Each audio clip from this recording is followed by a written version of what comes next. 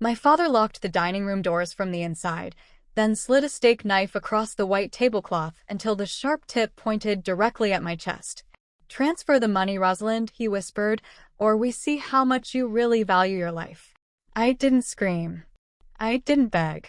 I just watched my sister Jessica, hunched over my laptop, her eyes manic with greed as she prepared to drain $3.8 million from my account.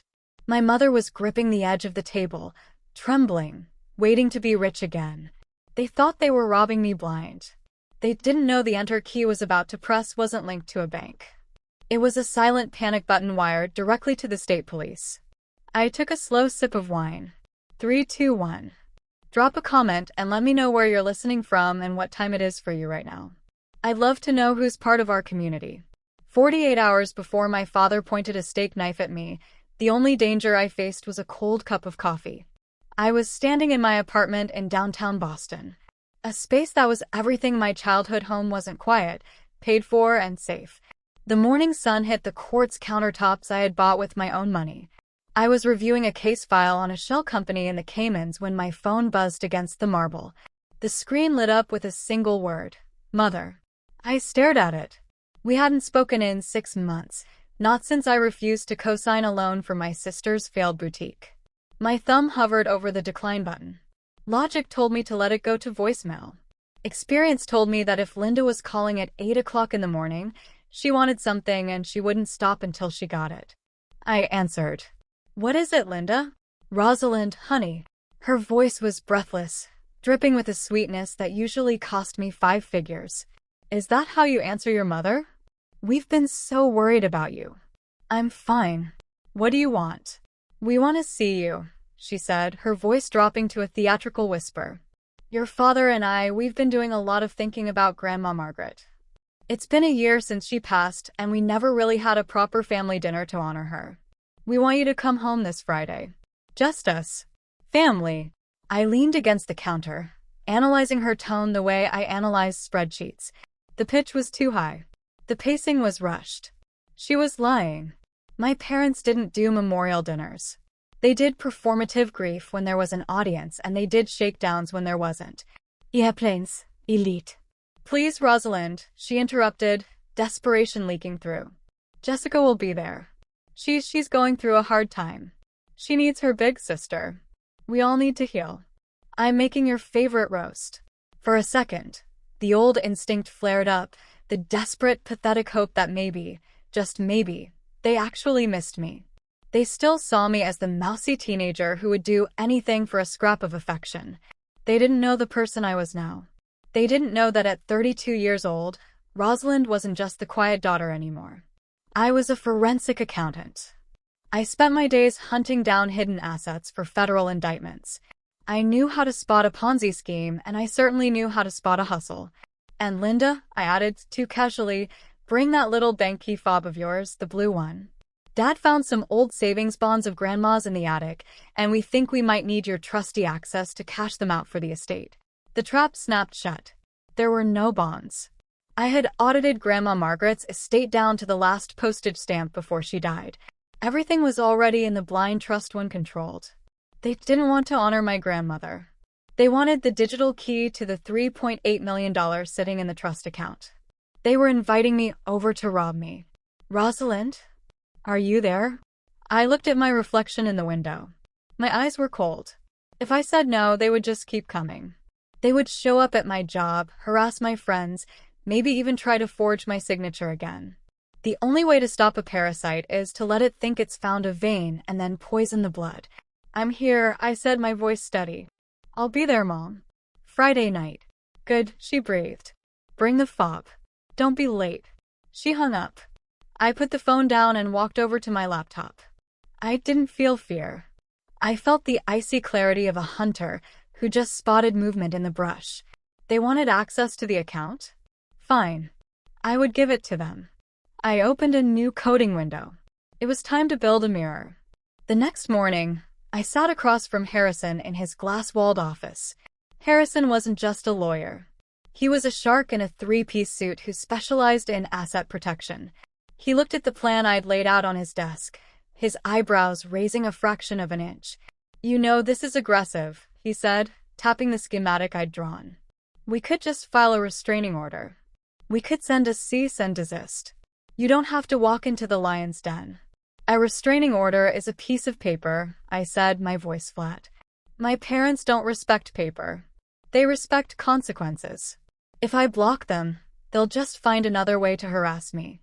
I need to nuke the bridge while they're standing on it. Harrison stared at me for a long moment. Then a slow, sharp smile spread across his face. If they willingly enter their credentials into a system designed to verify identity and then attempt an unauthorized transfer, well, that's entirely on them. I'll have the state police contacts on standby. I left his office and went straight to work. I didn't need a team. I needed caffeine and silence. I opened my laptop and started coding. I wasn't building a bank website. I was building a mirror. I cloned the bank's interface down to the pixel, the soothing blue logo, the reassuring font, the dual-factor authentication prompt. To the naked eye, it was the portal to my grandmother's millions. In reality, it was a data vacuum. Every keystroke, every mouse click, every biometric scan from the webcam would be captured, packaged, and instantly emailed to the cybercrime division. As I typed the code for the fake transfer button, my hand cramped. I shook it out, and for a second, the blue light of the monitor blurred into the flashing blue lights of a police cruiser in the rain. I was 17 again. The smell of wet asphalt and burnt rubber filled my nose. My parents' sedan was wrapped around a telephone pole a mile from our house. Jessica was in the driver's seat, sobbing, reeking of vodka and peach schnapps. I was in the passenger seat, my forehead bleeding from hitting the dashboard. I hadn't even been in the car when she crashed. I walked down the road because she called me, screaming for help. My father arrived before the cops. He didn't check if we were hurt. He checked who was in the driver's seat. He looked at Jessica, hysterical and drunk, and then he looked at me, sober and bleeding. Move, he ordered. What? I asked, dazed. Switch seats. Now. They dragged me into the driver's seat. My mother grabbed my face, her hands cold. She didn't yell. She didn't panic. That was the most terrifying part. She spoke to me in a soft, soothing voice, like she was explaining why I needed to eat my vegetables. Rosalind, honey, she whispered, wiping blood from my eye. Jessica has her pageant next month. She has the scholarship. A DUI will ruin her life.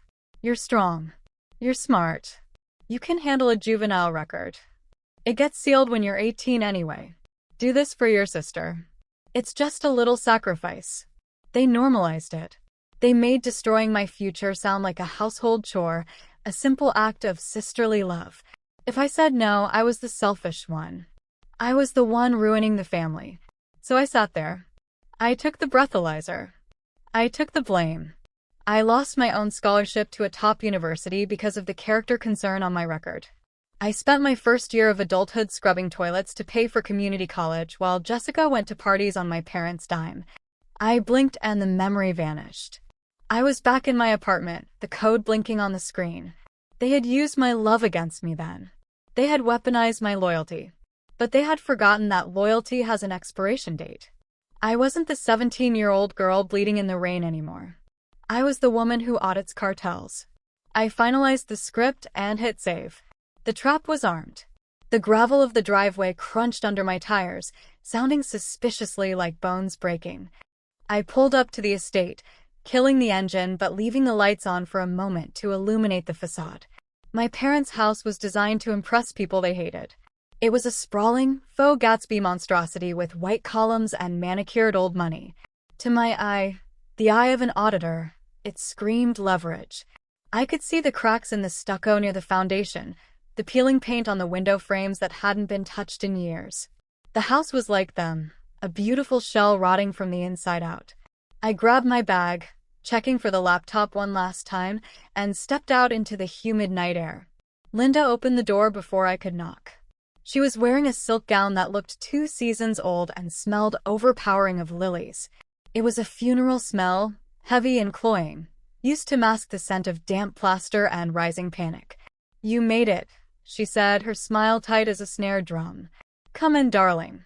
We've been waiting." She didn't hug me. She ushered me into the foyer where Jessica was pacing. My sister looked like a cover model for a magazine about nervous breakdowns. She was wearing a vintage Chanel dress, but her hair was fraying at the edges, and her eyes were darting around the room as if she expected the wallpaper to attack her.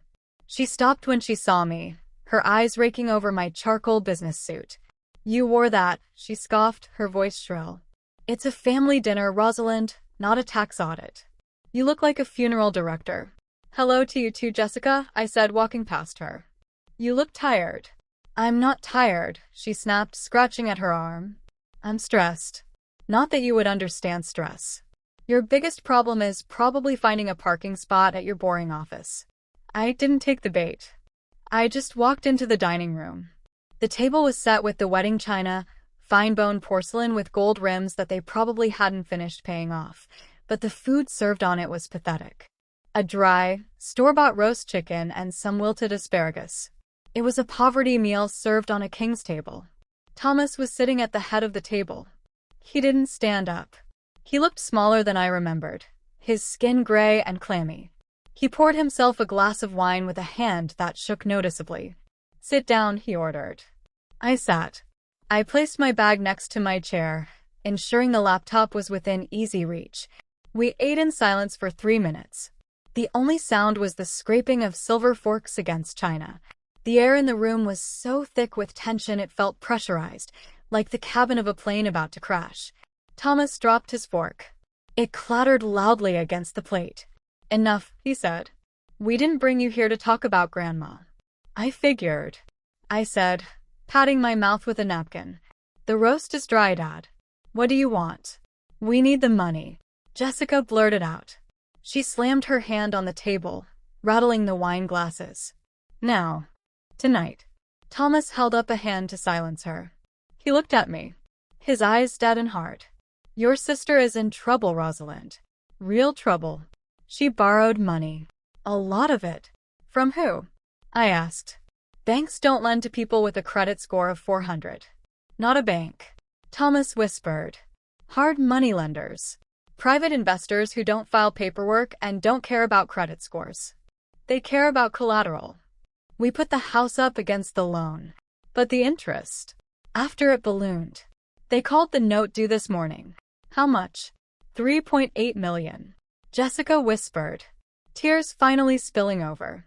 "They said if I don't pay by midnight, they aren't just taking the house. They're going to hurt me, Rosalind. They sent pictures. They know where I sleep." I looked at my watch. 8:15.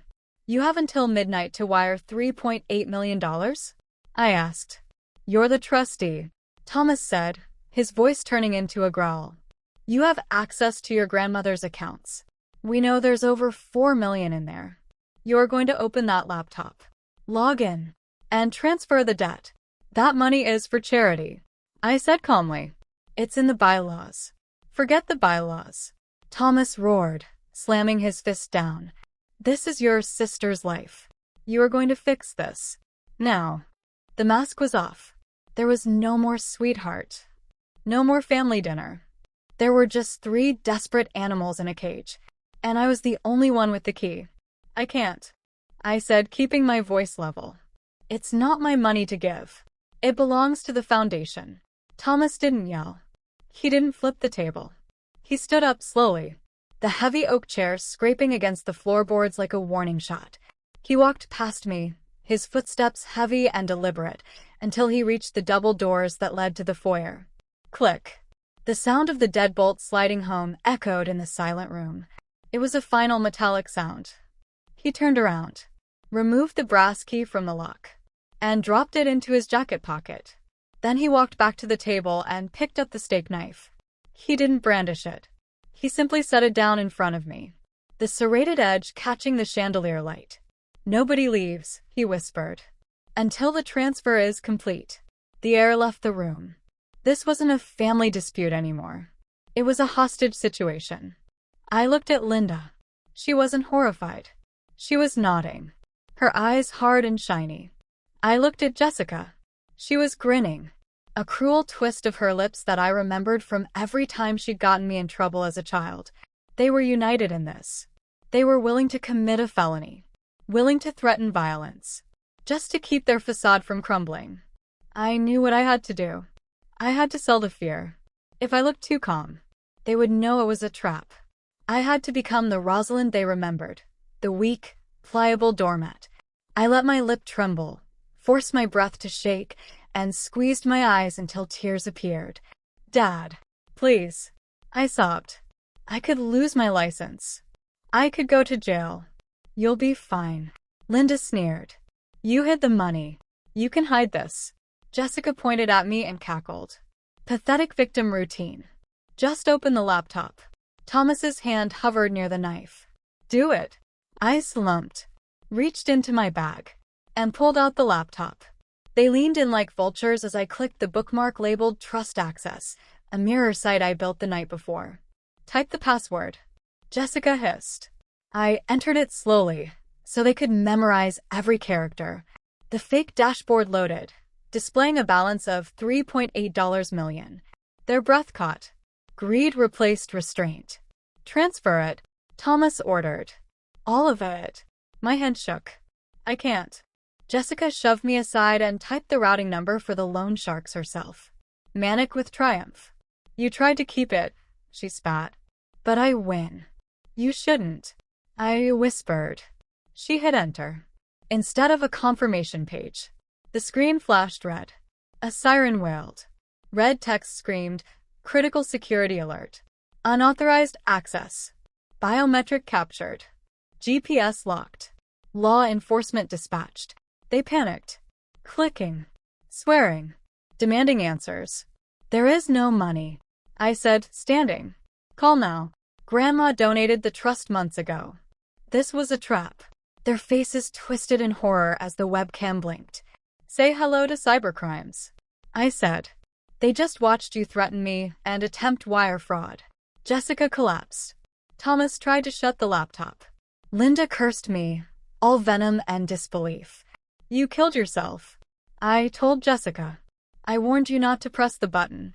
Within minutes, sirens lit up the house. Police battered down the door and cuffed them one by one.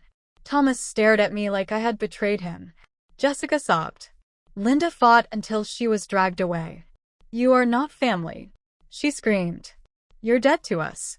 I pulled out the quitclaim deed signed a decade earlier to dodge the IRS and told her quietly, this is my house. You were trespassing. They froze. That was the real death blow. As officers dragged them into the rain, I pressed additional charges. 6 months later, the house is mine, light, clean, quiet. A letter arrived from Thomas. I burned it, unopened, and made tea in one of Grandma's cups. Sometimes the silence feels empty. Then I remember the knife, the red screen, their eyes as they chose greed over me. Family is everything, which is why I had to escape mine.